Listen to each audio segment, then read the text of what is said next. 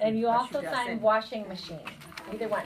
So you can, your dirty clothes are called laundry, and it's also the sign for washing machine. It's the agitation of the washing machine. And the dryer is the same as dry. So you have a dryer or dry. Same sign. If they already know that one.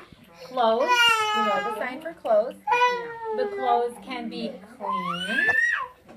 The clothes can be dirty. You know all of these signs. Clothespin would be a clothespin. Do you like to hang your clothes outside? You have the wire and you can just pin. Okay? Clothespin. So you don't have to sign clothespin, but you can just sign clothespin if you want, either one. Oh, right there, clothesline. Clothesline, if you hang them outside. When you fold the clothes, you fold them. You know, however you want to do it. Just mind folding them. Does anyone iron? Yeah, I need one. I do too. Iron. Ironing. You know, okay. During the summer, I watch TV and I iron. I never learned to do that. No. And ironing, and then the board, the ironing board. And of course, there's laundry soap.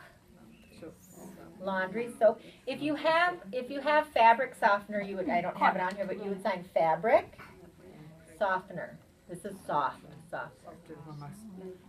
If you had a dryer sheet, I didn't put that on here. You would have a dryer sheet of paper. Okay. I feel like my hair is going all wonky.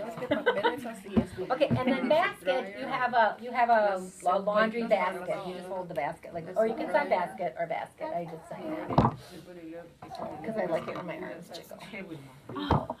Okay. So that is it. We did not have time to practice the sentences. We ran out of classes, and I'm sorry.